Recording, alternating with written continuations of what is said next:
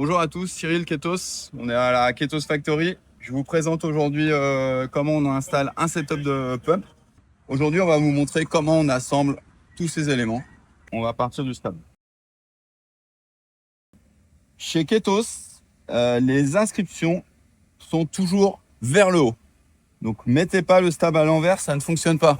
Le stab a un profil, il n'est pas symétrique des deux côtés, donc il faut bien respecter le profil. Et pour respecter le profil, il faut que les inscriptions soient toujours vers le haut. Donc bien sûr, on le monte à l'envers. On a les deux petites inserts. Voilà. Le stab, ça sert à rien de le visser comme un bourrin. C'est du M6, c'est gros pour un stab. Du M2, ça suffirait. Mais maintenant, on a tout homogénéisé en M6. Donc, on le serre, mais pas trop fort, juste que ça tienne. Je vous présente donc le fuselage.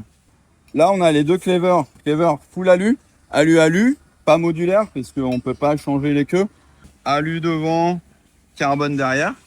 Donc là, on a l'empreinte pour l'aile avant avec l'anode. Donc l'anode, elle est dessous, elle se démonte et elle est à changer si vous naviguez en mer régulièrement.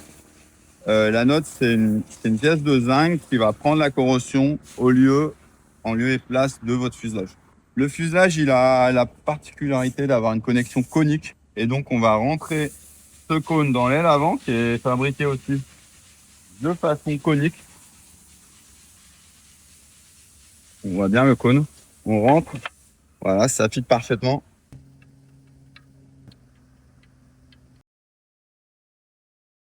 Voici, ici, on a ce qu'on appelle un avion avec l'aile avant, le fuselage qui relie l'aile avant au stabilisateur. Ici, on a un Ketos, on a un cône. Donc, plus on va serrer, plus ça va rentrer dans le cône.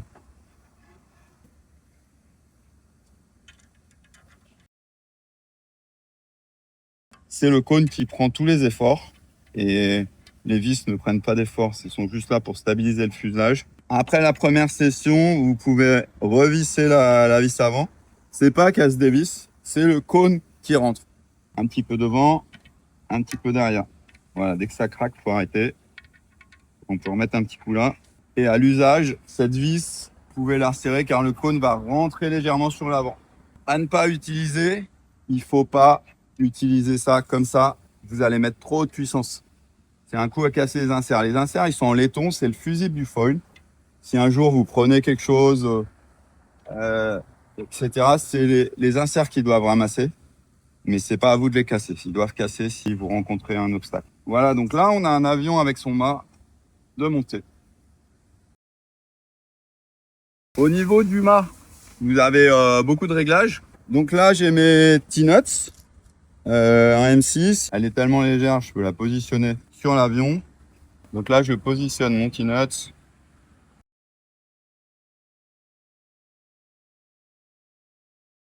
Alors, quand je veux serrer mon mât, je n'utilise pas la clé verte. Pourquoi? Parce que je peux rayer mon mât. J'utilise celle-là, qui est fournie avec. Ou sinon, moi, j'ai toujours un tournevis dans le corps. J'aime bien utiliser un tournevis, c'est ce qui va le plus vite. Je serre. Perso, je sers même qu'au tournevis. Ça sert à rien de serrer comme un bourrin. Sur nos boards, que ce soit kite ou pump, on peut mettre des inserts de strap. Donc nous, on est parti sur des inserts métriques. Si on vous vend les straps, on va vous livrer les bonnes tailles de vis. Ce qu'il faut qu'on aille attraper, c'est notre insert. Et il ne faut pas aller en butée au fond.